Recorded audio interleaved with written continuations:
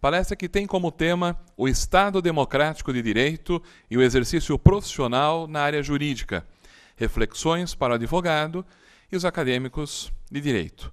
Para tanto, foi convidado e, para nossa satisfação, aqueceu o nosso convite, já está aqui conosco, o nosso expositor, do qual chamo desde já para compor a mesa de diretor dos trabalhos, Dr. Elcio de Abreu Dalari Júnior.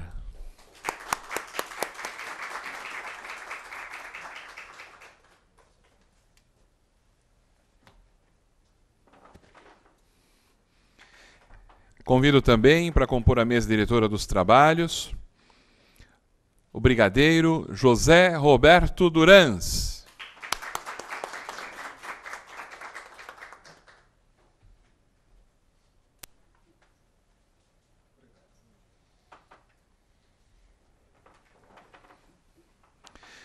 Convido também para compor a mesa dos trabalhos professor Dr. Paulo Ferreira da Cunha.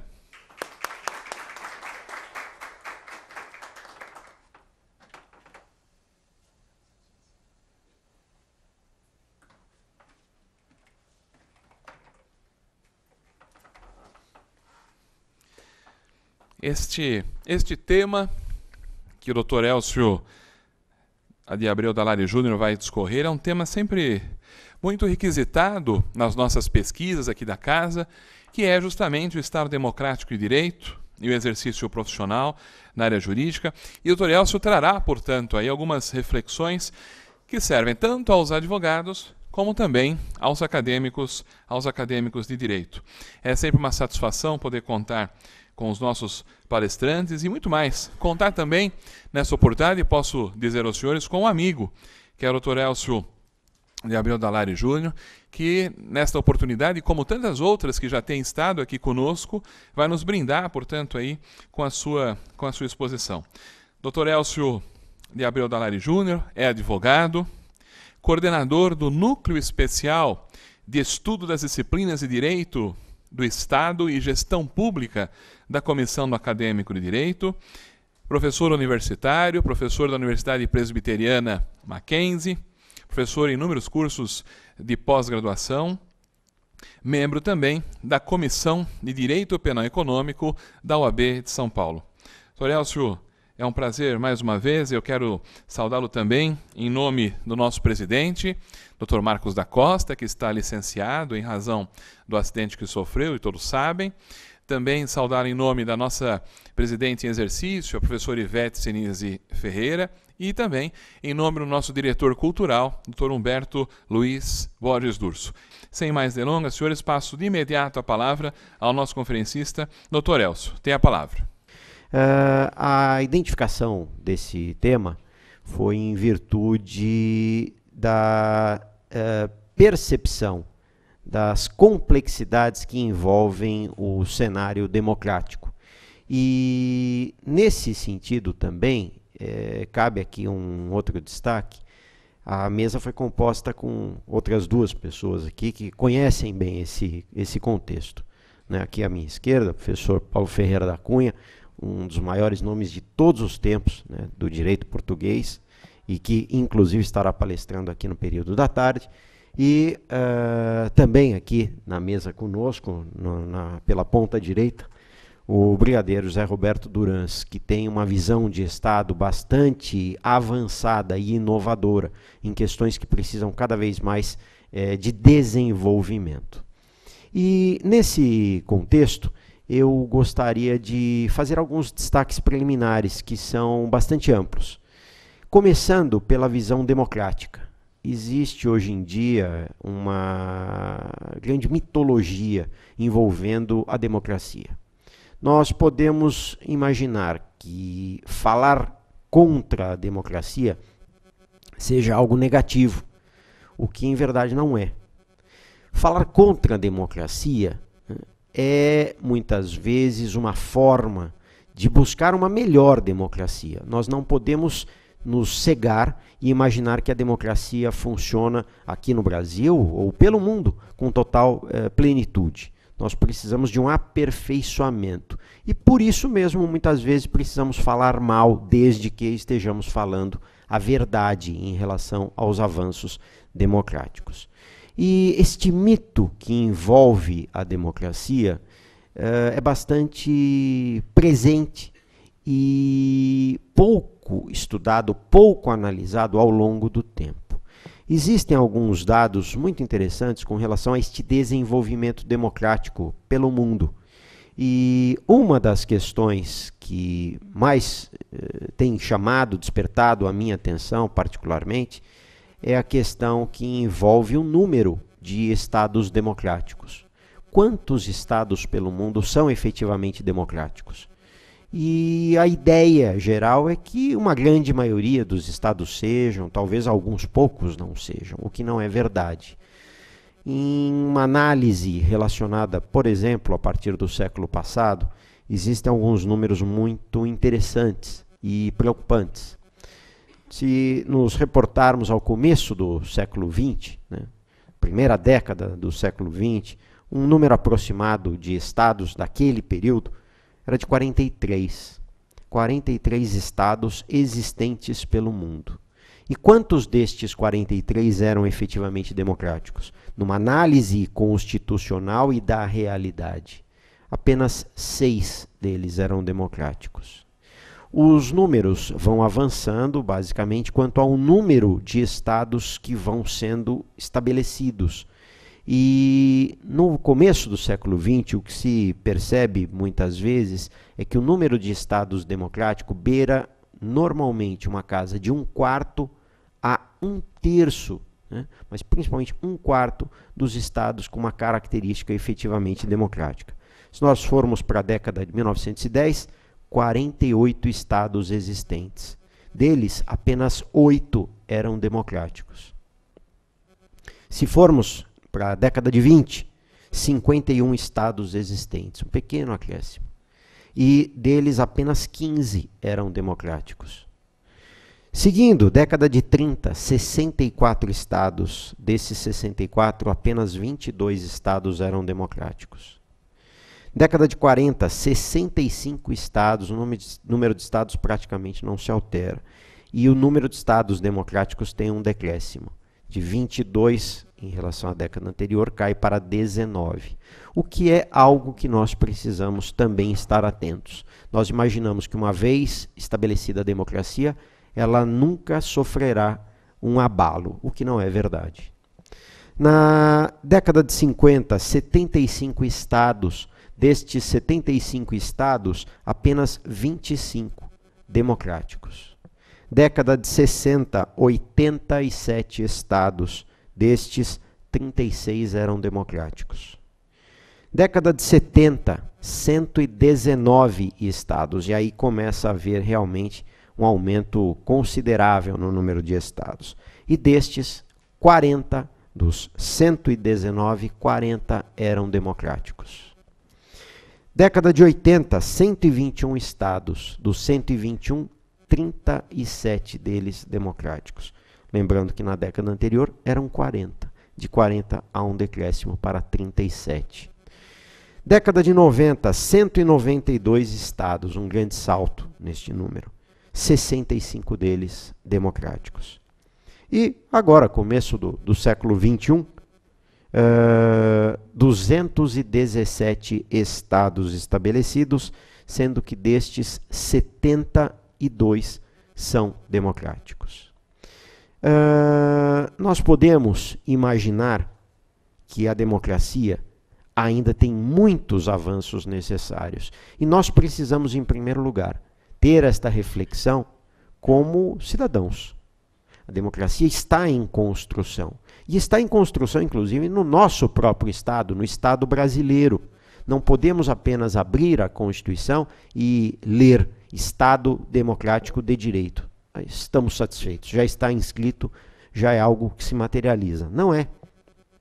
Precisamos sim materializar de verdade, dar concreção.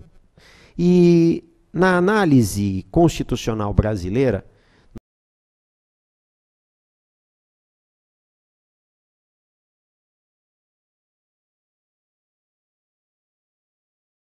brasileiras, envolve o período sobre o qual nós vivemos, sob o funcionamento democrático e o período correspondente à não democracia. Quantos anos, aproximadamente, nós vivemos sob democracia ou não? Num cálculo, né, estabelecido desde a primeira Constituição, lá de 1824, pegando a duração destas constituições, eu apontaria que nós vivemos, até hoje, incluindo, né, o ano de 2015, o ano presente, 94 anos de democracia. E quantos anos nós vivemos sem democracia estabelecida constitucionalmente? 97 anos. Ou seja, a própria experiência brasileira é de menos democracia, sem, né, esquecer que a nossa democracia foi sendo intercalada com momentos não democráticos, às vezes democracia, às vezes não democracia, democracia, não democracia. Esta oscilação atrapalha, sobremaneira, o desenvolvimento, a constância e o aprendizado de como podemos melhorar o funcionamento democrático. Se nós, atualmente, como cidadãos, como profissionais da área do direito, como alunos, como curiosos, muitas vezes, da questão do direito, se nós observarmos, por exemplo, a nossa Constituição, de modo inocente podemos ficar satisfeitos, imaginando que tudo está previsto nela e isso nos basta.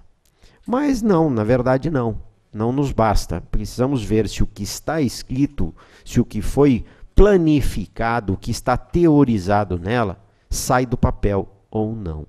E muitas vezes o que nós vamos descobrir na realidade é que falta a realização constitucional efetiva. Nós temos muitos mandamentos, temos muitos princípios, temos muitas questões tratadas no contexto constitucional de maneira mecânica, automática. Porque deve ser assim, então vamos colocar desta maneira na Constituição. Mas este funcionamento, ele nos é útil? Nós temos um funcionamento constitucional pleno, efetivo? E aí começam a surgir os problemas. Quando nós identificamos questões relacionadas aos nossos princípios fundamentais do Estado brasileiro, nós vamos descobrir problemas relacionados à nossa cidadania. Falamos muito de cidadania e até acredito que esta casa, a OAB, e especialmente a OAB de São Paulo, seja o melhor lugar para se falar de cidadania, pela sua tradição, pela sua história. Mas aqui existe muita responsabilidade quando se fala de cidadania. Não falamos de cidadania com venda nos olhos. A venda nos olhos é para a justiça. Precisamos tirar as vendas dos nossos olhos e analisar, observar o funcionamento desta cidadania. E verificamos que muitas vezes, na prática, esta cidadania é para poucos. Esta cidadania não se materializa de modo geral. O que é, de alguma maneira, um campo fértil para a nossa atuação. E aqui não se trata de uma questão de aproveitamento pessoal, profissional, mas é uma questão de utilidade dentro da nossa função social. Como profissionais da área jurídica, nós temos que ter sempre isto em mente. Nós precisamos olhar a Constituição com um ar crítico, pensando, refletindo sobre as questões que são efetivamente necessárias de obterem um avanço. Nós podemos continuar pelo texto constitucional e logo no artigo 2º vamos observar a existência dos poderes constituídos, né? Legislativo, executivo, judiciário, e muitos olham de maneira inocente e falam, já nos basta, está aqui, temos os 3 poderes. E depois, né, no avanço constitucional, estes poderes vêm detalhadamente descritos. A questão é, será que estes poderes funcionam como estão previstos no texto constitucional? Fala-se em independência, fala-se em harmonia entre estes poderes, mas no dia a dia prático, como é este funcionamento? Será que estes 3 poderes funcionam com toda esta harmonia? Me parece que não. Eu leio jornais, vejo a TV, ouço o rádio e esta harmonia não aparece. Existe sim um cenário de disputa política envolvendo estes poderes. Obviamente também nós precisamos considerar um ponto da modernidade. É a questão da visibilidade do ser humano. Características intrínsecas nossas. Muitas vezes as pessoas que ocupam cargos dentro destes poderes acabam se enebriando com a própria visibilidade, com a mídia. E a sua atuação perde muitas vezes o contexto da base teórica, lá da origem do conhecimento, e se transforma em outra coisa. Às vezes, até mesmo de maneira muito maléfica. Nós precisamos ter a consideração sobre a base constitucional acima de tudo. E eu me atrevo a dizer, inclusive, que muitas vezes o cidadão comum não conhece a Constituição. E aqui no Brasil, passo até uma consideração aqui especial, voltada ao professor Paulo Ferreira da Cunha, de Portugal, que eu não sei se ele é conhecedor desse dado. No Brasil, nós temos uma porcentagem de 70% da população composta por analfabetos funcionais. 70%. Né? Depois nós viramos piada em Portugal, não sabemos por quê. Né? Porque nós fazemos as piadas, né? Sendo bem direto, nós fazemos as piadas com os portugueses e os portugueses fazem, né, as piadas de brasileiros também. Né? Então, é mais um motivo para chacota. Né? 70% da população brasileira é composta por analfabetos funcionais. As pessoas que efetivamente não conhecem o funcionamento das questões relacionadas ao conhecimento. Não sabem interpretar um texto na sua essência, o que obviamente compromete a interpretação da Constituição. Adianta nós termos uma belíssima Constituição, com princípios, com mandamentos, com várias questões essenciais ao desenvolvimento da nossa sociedade, sem que as pessoas conheçam? Não adianta. Não dá para imaginar que este funcionamento seja efetivamente o melhor. Colocamos muitas coisas úteis, interessantes, bonitas no texto constitucional, mas precisamos fazer este lado crítico. E profissionalmente, até mesmo esta consideração ligada ao analfabetismo funcional deve ser levada em conta. Nós não podemos imaginar que a nossa cidadania seja plena. Nós podemos não estar incluídos nesse rol de analfabetos funcionais, mas a grande massa da população brasileira está.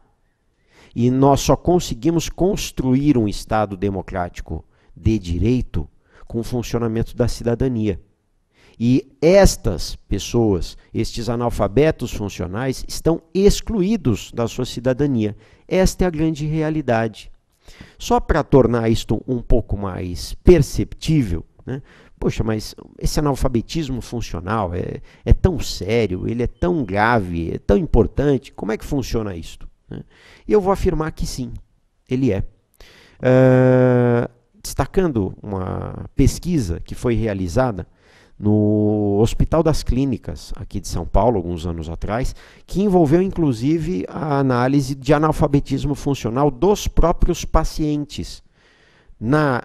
No Hospital das Clínicas, houve um levantamento, um questionário foi feito e direcionado aos pacientes, para que eles respondessem e dissessem, né, qual efetivamente era a compreensão deles sobre determinadas questões.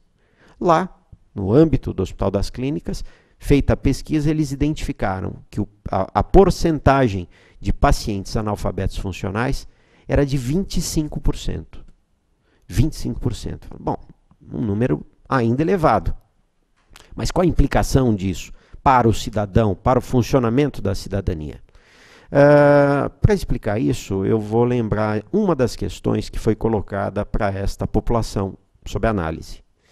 Era a seguinte: você, paciente, recebe do médico a orientação para tomar um determinado medicamento 3 vezes ao dia. Se você tomar este medicamento às 8 horas da manhã, a que horas você vai tomar a segunda dose e a que horas você vai tomar a terceira dose? E 25% dos pacientes identificaram horários totalmente descabidos. Ah, bom, já tomo 2 na hora do almoço, enfim. Né? Para o paciente, isto envolve uma gravidade e um agravamento, muitas vezes, da sua saúde? Sim. Ele não sabe tomar o próprio medicamento. Ele não sabe dividir as horas do dia e identificar quais são as horas em que ele deve tomar exatamente esse medicamento. Esta é a cidadania que nós encontramos dentro deste grupo de brasileiros analfabetos funcionais. E muitas vezes também, nesse dia a dia nosso, nós esbarramos, por óbvio, com esses analfabetos funcionais. Vamos a vários lugares, a uma livraria, vamos a um restaurante, enfim, ao próprio médico, esbarramos com estas pessoas. E muitas vezes nós também somos afetados por isso. Por quê? São estas pessoas que não entendem, elas não sabem como elas devem proceder em questões básicas da sua própria atuação profissional.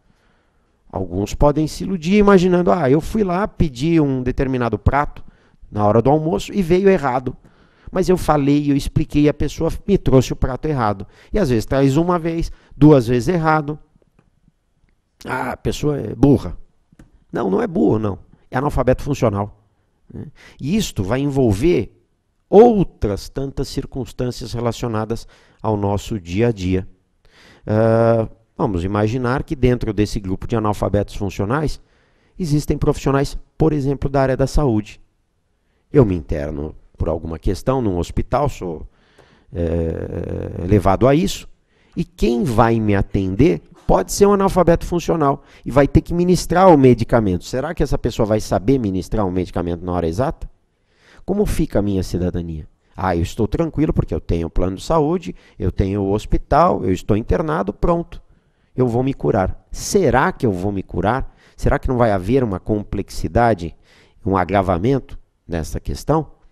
Pode acontecer. E muitas vezes nós desconhecemos o porquê. Esse é um dos motivos. Nós precisamos resgatar esta análise da nossa cidadania. Sem isso, nós não vamos avançar. Nós precisamos ter uma visão mais inteligente sobre o nosso funcionamento como cidadão, como cidadãos. Precisamos de uma análise melhor da nossa postura e também em relação a toda a sociedade. Precisamos de uma análise mais qualificada em relação ao funcionamento do nosso próprio Estado. Muitas vezes nós temos uma visão profissional que beira a inocência, imaginando que basta eu me reportar a um determinado órgão competente para que tudo se resolva. E vamos ver que não é assim que funciona. Nós temos uma imagem também que qualquer coisa basta ajuizar uma ação. Vamos ao judiciário e tudo se resolverá. E muitas vezes não se resolve por vários motivos, por várias questões. Eu abro um parênteses, inclusive, para narrar uma situação dentro do funcionamento da vigência desta Constituição de 1988 e relacionada a esta dúvida do funcionamento do Estado Democrático de Direito. Há muitos anos atrás, advogando aqui em São Paulo, em um caso que tinha uma repercussão nacional, houve a necessidade de ajuizamento de algumas ações. E o direito estava estabelecido e era uma questão que beirava a análises jurídicas profundas, complexas, no tocante a questões ligadas ao próprio Estado brasileiro. Questões ligadas principalmente a privatizações e que interessavam ao Estado brasileiro. Mas haviam discussões teóricas e práticas no contexto da materialização destas privatizações. Haviam algumas imperfeições, né, na análise jurídica técnica. E algumas ações foram ajuizadas e algumas liminares foram obtidas. Numa situação muito específica, um escritório no Rio de Janeiro buscou aqui em São Paulo, no escritório em que eu participava, uma ajuda, um apoio, um auxílio de base teórica, Qual é a base que vocês estão usando aí para a obtenção das liminares? Nós queremos utilizar aqui também no Rio de Janeiro. E houve esta conversa com eles. No funcionamento desta questão, houve o ajuizamento de uma ação num outro estado, e no Rio de Janeiro, e a base era a mesma daqui de São Paulo.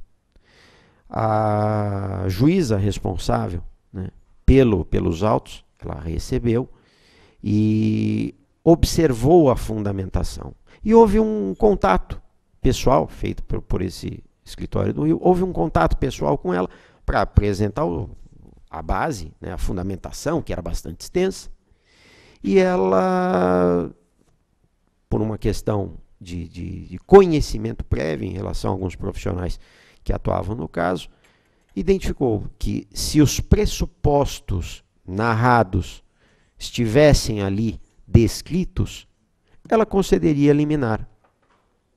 E os pressupostos estavam previstos na petição. Isto no começo da manhã. Veio a hora do almoço, começo da tarde, meio da tarde e nenhuma notícia em relação a essa liminar. No final da tarde, ela não concede a liminar. E por este contato, um dos profissionais ali envolvidos naquela ação foi procurá-la. Falou, olha, ok, né, não quero questioná-la com relação ao fato de não ter concedido esta liminar. Não concedeu, faz parte da sua análise. Mas, pessoalmente, eu gostaria de entender o porquê isto não foi efetivamente materializado. Né? E, em off, ela disse, olha, me telefonou uma das grandes autoridades deste país, pessoalmente, estou falando isso dentro do funcionamento da Constituição de 88, dentro do funcionamento do Estado Democrático de Direito. E esta pessoa ligou pessoalmente para ela e perguntou se ela gostava de promoção. Porque se ela não gostasse de promoção, ela poderia conceder esta liminar. Fique à vontade. E ela falou, olha, eu sinto muito. Fui pressionada e é esta a questão. Dentro do funcionamento do Estado Democrático de Direito, que envolve um mito muito grande. Então precisamos estar atentos a estas questões. Também no nosso dia a dia falta uma percepção da articulação que envolve os nossos direitos. E, obviamente, né, nós podemos pensar na articulação política, que faz parte. Nós não podemos ser cegos para isso. A política, muitas vezes, direciona as questões relacionadas à nossa sociedade, o que não é negativo, desde que feito com lisura. A política faz parte do nosso dia a dia, das nossas questões. Não podemos olhar para a política e falar, é algo negativo, é algo maléfico. Não é. Mas existem regras para o nosso funcionamento político, social, econômico, nos vários aspectos. A atenção que eu gostaria aqui de focar nesse instante é um pouco diferenciada. É na questão que envolve a articulação relacionada à mesma área, mas em diversas esferas. Eu costumo identificar isso como articulação intrasetorial. Nós temos, muitas vezes, questões pelo mandamento constitucional, muitas questões ligadas aos nossos direitos, que permeiam mais de uma esfera federal, estadual, municipal, né? Mas nós não percebemos o funcionamento articulado entre estas esferas. Trata-se de uma mesma área sem articulação. Cada uma das esferas da nossa federação atua de maneira independente e isolada. Nós, na nossa Constituição, temos a questão do funcionamento da federação. E entre os poderes, e entre as esferas, mas elas não funcionam como deveriam. Nós, basicamente, temos uma preocupação muito comum de nos reportar a uma única esfera. Esquecemos das questões que devem ser tratadas, trabalhadas de forma conjunta. Focamos apenas um ponto da nossa análise. Outra questão relacionada à articulação, esta intersetorial, que precisa também ser analisada, é que nós nos limitamos muitas vezes à análise de um único ponto, de uma única área, e não percebemos que esta área envolve outras tantas. Direito à saúde é só saúde, direito à educação é só educação, mas estas questões estão totalmente interligadas, interrelacionadas, inclusive dentro de uma mesma esfera, federal, estadual, municipal, distrital. Dentro de cada uma das esferas existe e deve existir este funcionamento conjunto, relacionando as várias áreas da atuação. Não fazemos isso. Nós desconhecemos esse funcionamento conjunto.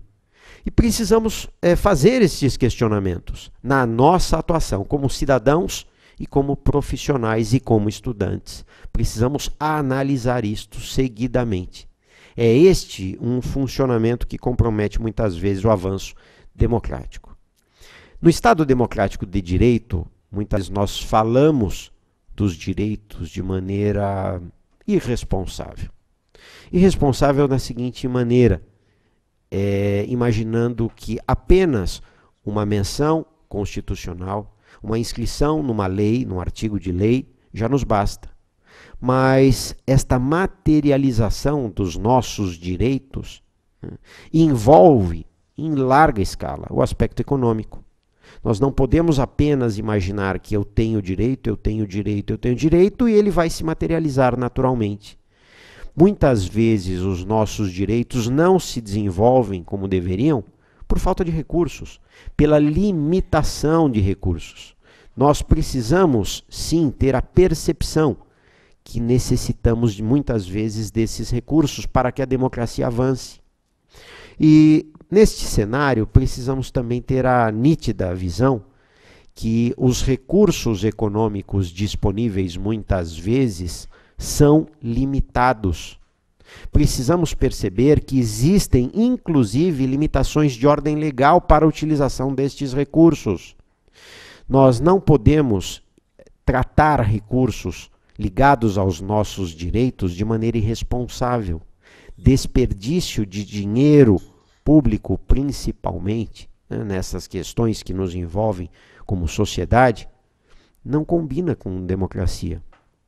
Democracia não combina com desperdício de dinheiro. E temos isto. Nós verificamos muitas vezes na nossa história que o dinheiro público é utilizado para determinados projetos que, com o passar do tempo, são desativados, né? Pela falta de continuidade pura e simples.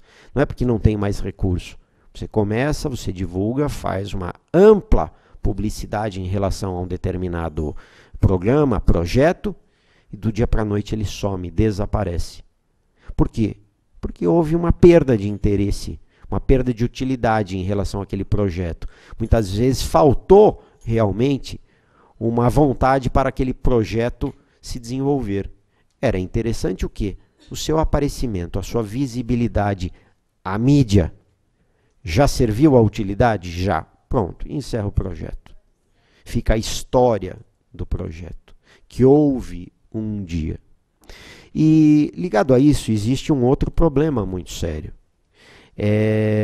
Do péssimo preparo que nós verificamos muitas vezes dentro da administração pública em relação aos seus servidores.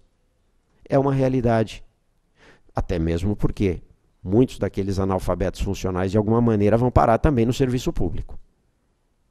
E de várias maneiras. E uma delas, né, está relacionada às várias nomeações de caráter político. E no funcionamento dessas nomeações de caráter político, muitas vezes quem assume uma responsabilidade não assume de verdade. Assume o cargo, assume a exposição, ganha a mídia, mas na hora de realizar e fazer o que é devido, não faz. Não faz porque não sabe muitas vezes. E muitas vezes não faz também porque não sabe fazer. E entre fazer e correr o risco de ser responsabilizado, é melhor não fazer. Eu queria estar aqui, ocupar o cargo, ganhar a mídia, mas eu não vou fazer nada. Eu fico como estou, até para não correr o risco de uma eventual responsabilização futura. Essas questões, elas envolvem vários cenários do nosso dia a dia. E nós muitas vezes não percebemos.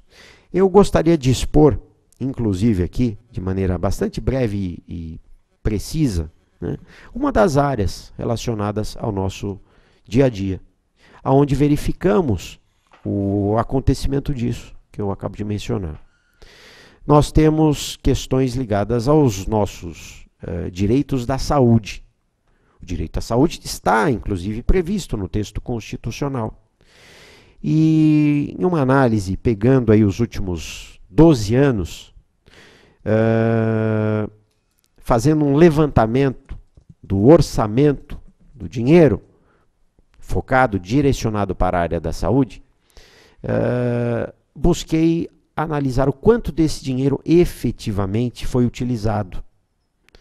Nós falamos muito aqui no Brasil, professor Paulo, que não existem recursos. Não existe dinheiro, não temos e precisamos da nossa saúde, situação extremamente gravíssima. E ela é grave e a tendência é piorar. Mas não analisamos se temos ou não recursos. Muitas vezes nós falamos, não tem esses recursos, mas não vamos a fundo. E precisamos checar dados estatísticos. Aliás, estatísticas são levantadas para várias questões que envolvem o nosso dia a dia, mas não são utilizadas. Nós colecionamos números, mas poucas pessoas, poucos órgãos fazem uso de estatísticas, inclusive órgãos oficiais, né? Órgãos governamentais. Existem os órgãos governamentais que fazem os levantamentos estatísticos, e existem os órgãos governamentais de execução que não os utilizam. É um contrassenso e vai contra o princípio democrático. Precisamos desta articulação. Na área da saúde, no levantamento, como eu dizia, de 12 anos, a União teve lá o seu orçamento anual. E na média desses 12 anos, parte do orçamento direcionado, com a verba existente, parte desse orçamento não foi utilizado. A porcentagem não utilizada beira 11%. Então, 11% não foi executado, não foi utilizado? Não foi. E isso do orçamento da União, no tocante à saúde. Mas nós temos, né, um ministério ligado à área da saúde. E o Ministério da Saúde, né, tem a sua verba específica. E na análise dos últimos 12 anos, né, desse orçamento que estava disponibilizado, quanto não foi efetivamente executado? Quanto por cento desse dinheiro ficou lá, parado, sem ter a devida utilização? E aí nós temos um susto. É algo que beira 59%. Não, tem algo errado. Não é algo, está tudo errado. 59% do orçamento do Ministério da Saúde, direcionado para a saúde, não foi utilizado. É o dinheiro que foi para o Ministério e foi devolvido. E depois nós falamos que não temos dinheiro para a área da saúde. Não, muitas vezes nós temos dinheiro, nós não temos servidores, gestores responsáveis para a utilização desta verba. Existe responsabilidade pública, né, na prática. Mas nós, muitas vezes, olhamos para o texto constitucional e verificamos, qualquer coisa vai haver a responsabilização do servidor. Bom, se entrou o dinheiro e ele não utilizou e devolveu, ele não cometeu nenhum ato de responsabilidade, numa ótica bastante limitada, obtusa. E ali envolve responsabilidade, sim. Ele tinha o dinheiro, tinha o orçamento e tinha que executar, mas não executou. Não olhamos isso, não observamos isso. E é algo que precisa mudar neste cenário, porque afeta a nossa dignidade humana. Nós precisamos de uma visão mais inteligente de políticas públicas econômicas. Não podemos apenas imaginar a importância de políticas públicas. Nós idealizamos, nós apontamos estes projetos, estes planos de execução, mas se eles não chegarem a bom termo, não há problema. Claro que nos afeta a nossa dignidade.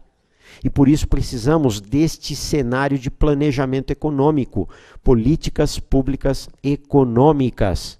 O que está planejado deve ser materializado.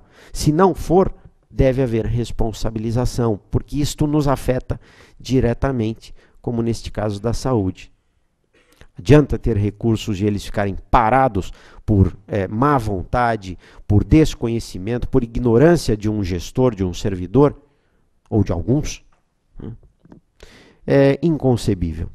Nós precisamos, portanto, avançar em ações integradas, envolvendo as várias esferas, envolvendo as várias áreas relacionadas ao nosso cotidiano.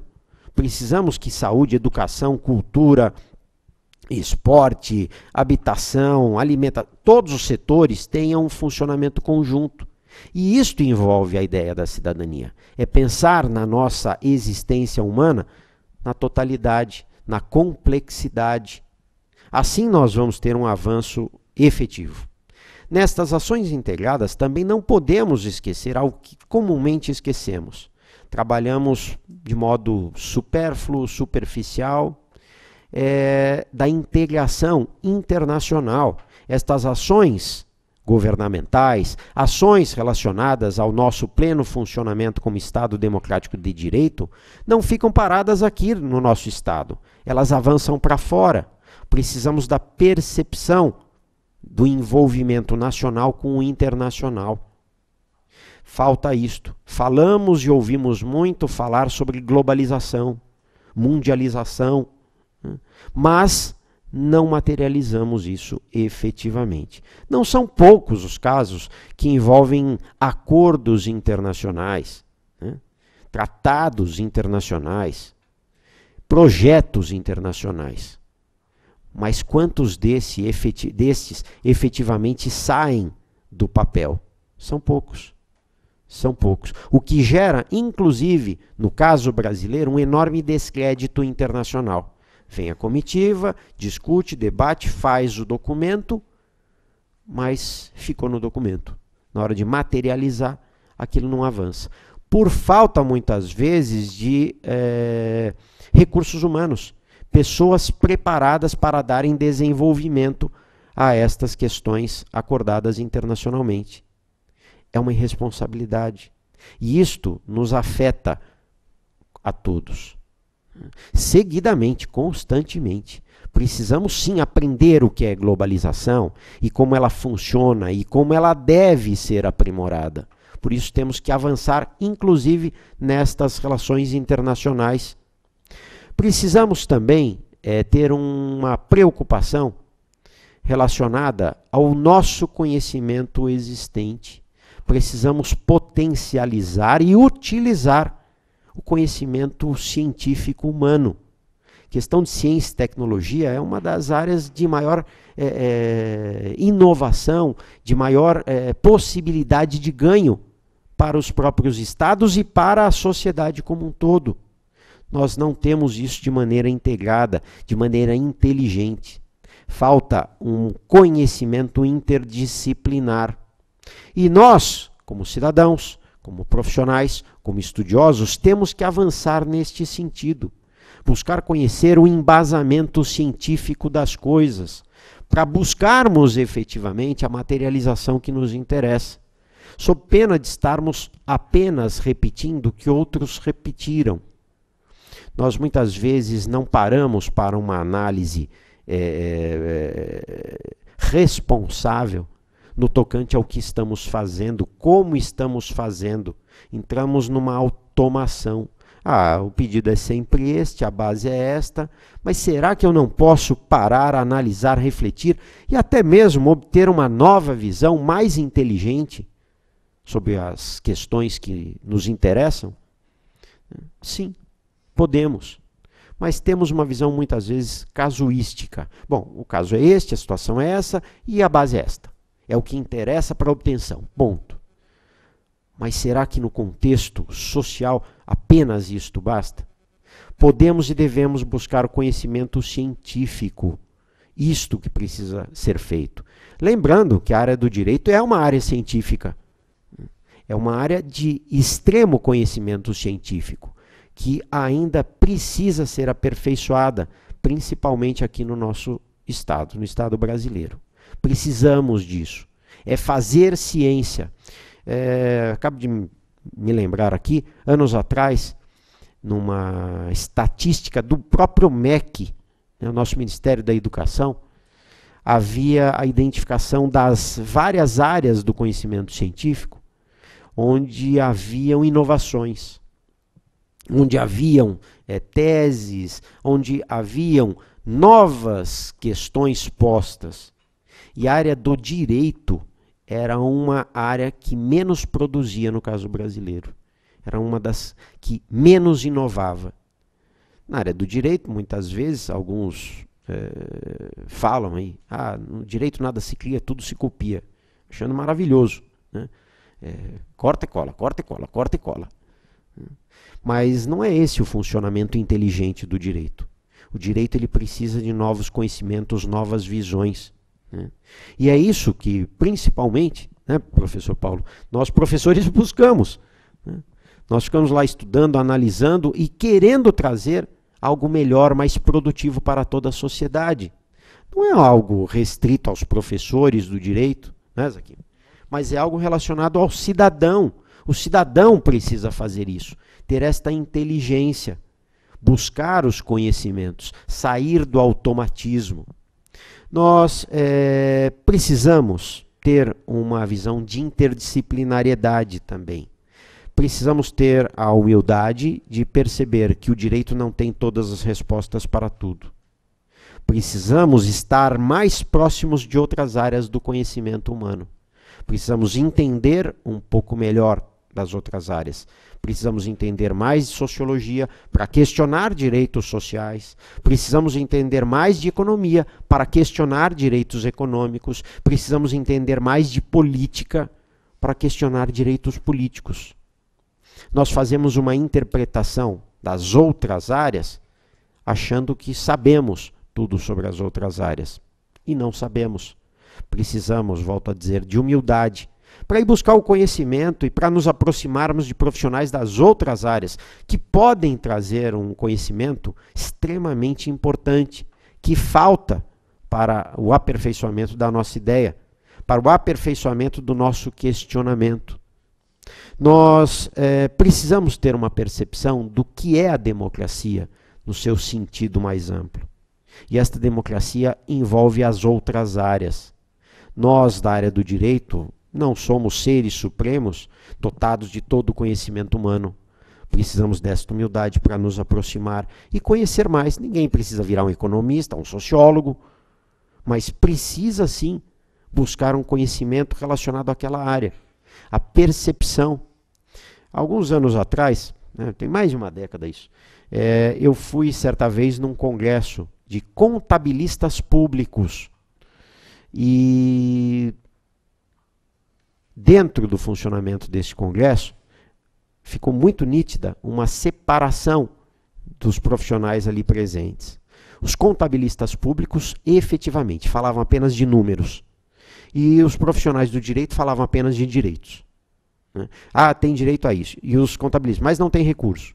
Né? E quando tem recurso, vamos fazer assim. Aí o pessoal do direito fala, não pode fazer assim porque tem a lei que impede. Resultado, as duas áreas, né, se degladiando. Os profissionais das duas áreas dizendo não pode, não pode, não pode, e um falando mal do outro.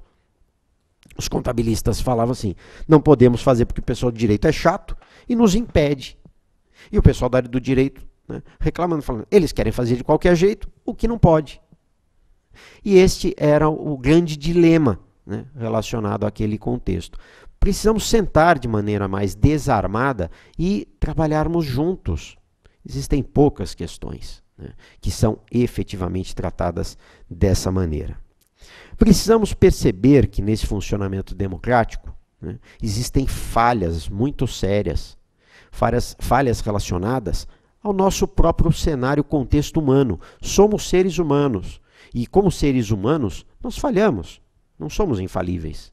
E estas falhas vão aparecer também no nosso dia a dia.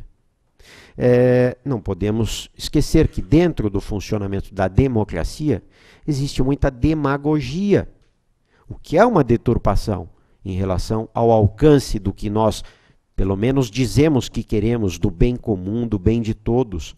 Essa demagogia muitas vezes impede o alcance disto.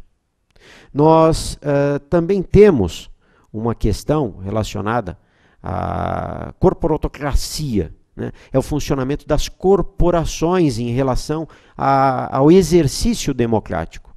Muitas vezes as corporações acabam direcionando o funcionamento da democracia. Temos aí a atuação dos lobbies, por exemplo, e lobbies de todos os lados, né? Nós precisamos ter uma percepção que democracia não vai se fazer por um lado ou por outro, mas sim pelo conjunto. E no funcionamento da democracia existe uma outra falha seríssima, é a questão da cleptocracia. Nós temos muitas vezes funcionando governos de ladrões, né? Cleptocracia. Esta é uma realidade que compromete o avanço e a materialização democrática. Nós precisamos ter uma percepção que estes problemas, eles vão além, muito além. Inclusive, com um aperfeiçoamento desta deturpação democrática, total contrassenso isso, mas é um aperfeiçoamento, né, do mau funcionamento da democracia, que muitas vezes traz o próprio crime organizado, organizações criminosas, para dentro dos governos, para dentro dos poderes e para dentro das organizações, inclusive internacionais. O crime organizado, ele está dentro das instituições, está dentro dos governos. Isso não é novidade, nós verificamos aí várias e várias denúncias, né? Pessoas que ocupam cargos públicos e que estão relacionadas ao crime organizado. E isto, por óbvio, interessa a quem? A nós não. Cidadãos de bem, não interessa. Mas é um funcionamento totalmente comprometido em relação à democracia. E estas questões, elas precisam de cautela, de cuidado, de análise e de acompanhamento por parte do próprio Estado. Existem várias formas de utilização inadequada dos mecanismos democráticos sob o viés democrático. Nós podemos fazer deturpações da democracia alegando que isto é democrático? Podemos. E por isso que precisamos ficar atentos, fiscalizar, acompanhar. Precisamos de mídia independente. A imprensa precisa ser a grande voz em relação a estes problemas. Precisa funcionar de maneira independente, livre, com responsabilidade. Não é isenta de responsabilidade, não. E, obviamente, também muitas vezes nós imaginamos que tudo o que nós podemos conhecer, saber, vai aparecer na mídia. A mídia também não é perfeita. Existem direcionamentos nos meios de comunicação. Sabemos disso. Mas temos que ter mais critério, mais acompanhamento, até mesmo sobre esses canais. Nós precisamos também lembrar que hoje em dia existe um território que ainda gosta de muita liberdade, né? O que é bom por um lado, mas pode ser muito complicado por outro, que é a internet. A internet é um caminho, né, de livre acesso aí para muita coisa. Mas nem tudo está efetivamente, né, disponibilizado. Muitas vezes o que está disponibilizado na internet é o que se quer disponibilizar. Perdão. Se eu quiser uma informação pública, por exemplo, Abre o site do órgão e vai estar toda a informação lá. Toda a informação? É toda a informação que se queira mostrar. Não está toda a informação efetivamente ali identificada. Está toda a informação que pode ficar visível. E, além disso, nós também precisamos lembrar que esse mecanismo da internet tem um lado que é basicamente conhecido por todos, mas tem o lado da internet profunda, a web profunda, né? A deep web, né? Onde se estima aí que seja 90% da internet. Está fora da visibilidade comum. Não, eu quero saber tudo sobre mim. Vou botar meu nome lá no Google, jogo no Google, pronto. Olha aí, está tudo aqui. Não está, está uma parte. E isso envolve outras questões, além de um nome específico, né? Questões de dados, de informações que transitam nessa internet profunda, né? E que muitas vezes podem ser utilizadas de maneira indevida. Precisamos de melhor mecanismo de fiscalização e acompanhamento disso. Ali é uma terra sem lei, né? Até mesmo em virtude dos problemas ligados ao cenário, contexto da globalização na internet. Mas precisa haver um cuidado nesse tocante. Precisamos entender que o funcionamento democrático depende da atuação de todos, do conhecimento mais apropriado da nossa cidadania, das estruturas e do funcionamento para que esta democracia ocorra. Sem isso, nós não vamos conseguir ter uma democracia plena, né, na sua totalidade. Nós precisamos aperfeiçoar os nossos meios de atuação democrática e eu destacaria neste cenário a importância do acompanhamento político e político partidário. Precisamos aperfeiçoar isto. A nossa democracia brasileira, depende desse aperfeiçoamento político, desse aperfeiçoamento político partidário. E digo de todos os partidos. É preciso termos a percepção que partido político não é time de futebol. E isto, infelizmente, é o que ocorre hoje em dia, especialmente aqui no Brasil. Eu sou favorável a um determinado time, eu sou favorável a um determinado partido político e eu levo a bandeira dele e vou ter uma paixão cega por aquilo. Será que todos os partidos políticos são isentos de problemas? Ou, né, será que nenhum deles é também? Será que dentro dos partidos políticos não existem pessoas com boa vontade, pessoas que efetivamente querem construir um país melhor? Sim. Mas existem falhas internas? Existem, falhas seríssimas. Precisamos aperfeiçoar isso. Estas falhas é que comprometem o funcionamento dos partidos políticos. Começa na base, na origem. Os partidos políticos precisam melhorar internamente. Aí uma outra pergunta, será que dentro dos partidos políticos existe democracia?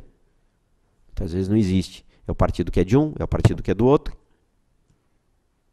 E aí eu escolho, eu sou favorável de um ou sou favorável do outro. É preciso o avanço democrático. Nós, volto a dizer, falamos muitas vezes de maneira irresponsável sobre a democracia, né? E, como eu mencionei anteriormente, é praticamente proibido falar mal. Se você fala mal da democracia, você não é um democrata. E vai ficar marcado por isso. Eu posso e devo falar mal da democracia no que ela está errada, né? Eu tenho que aperfeiçoar, eu tenho que buscar uma melhoria desta democracia. E não dizer amém para tudo. Democracia é maravilhosa, é linda, eu sou a favor. Em princípio, nós somos favoráveis, mas não somos favoráveis cegamente. Não podemos ficar acreditando que a democracia é sempre maravilhosa em tudo. Não é, se nós não cuidarmos dela. E esses avanços são necessários. Avanços que vão, além disso, para a atuação democrática, envolver os grupos de pressão. Grupos de pressão de todas as maneiras, inclusive através de manifestações populares. Este país já viu muitas manifestações populares, aliás, né? E esta casa, inclusive, né, teve papel muito importante em várias manifestações populares, estando à frente destas manifestações. Manifestações democráticas. não houve manifestação neste país em que a OAB esteve presente que não tivesse sido democrática. Não houve. E dentro das manifestações democráticas históricas, eu gostaria de lembrar, por exemplo, o movimento das diretas já. Democrática. Uma manifestação pacífica, né? Dentro do contexto político, social da época. Pacífica. Tivemos outras situações, né, mais pontuais, de modo geral pacíficas. Democracia envolve isso, envolve o respeito às normas. Democracia não é me manifestar do jeito que eu quiser, irresponsavelmente. Nós precisamos que a nossa democracia exista e cumpra o seu papel. E para isso ela tem regras, ela tem leis. Precisamos efetivar a ordem e o progresso. Esta é a preocupação envolvendo grupos de pressão. Grupos de pressão devem envolver isto. Não é o interesse de um ou o interesse do outro, é ser contra um, ser a favor do outro. Mas é sermos a favor do nosso país, a favor do Brasil. E para isso temos que ter esta visão menos apaixonada, menos de torcida, e mais de responsabilidade com a nossa realidade. Nós precisamos materializar caminhos essencialmente ligados aos nossos princípios, aos nossos valores como seres humanos. E dentro disso, eu vou lembrar, né, o próprio ideal da Revolução Francesa, da liberdade, da igualdade, da fraternidade, que envolve, que permeia toda esta democracia. Né? É algo que vem lá de trás e que ainda precisa ser desenvolvido. Né? Precisamos avançar nisso. Será que temos esta liberdade totalmente garantida? Esta igualdade?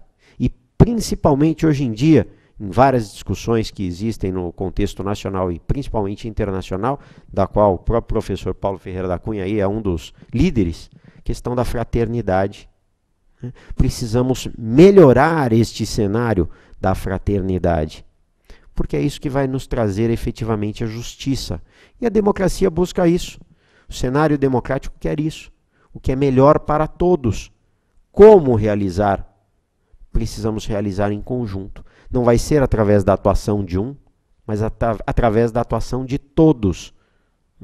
Não podemos ficar silenciosos. E nesse contexto, eu gostaria de trazer aqui a lembrança de todos, uma saudosa lembrança aqui, o ex-presidente Tancredo Neves, né? Eleito, né, em 1985, e a identificação, né, no seu discurso ligado à sua vitória, né, dizia o seguinte: a pátria não é mera organização dos homens em estados, mas sentimento e consciência em cada um deles de que pertencem o corpo e o espírito da nação. Sentimento e consciência da intransferível responsabilidade por sua coesão e seu destino. A pátria é escolha, feita na razão e na liberdade. Não basta a circunstância do nascimento para criar esta profunda ligação entre o indivíduo e sua comunidade. Não teremos a pátria que Deus nos destinou enquanto não formos capazes de fazer de cada brasileiro um cidadão, com plena consciência dessa dignidade.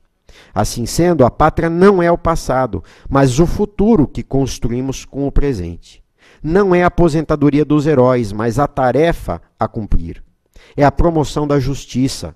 E a justiça se promove com liberdade.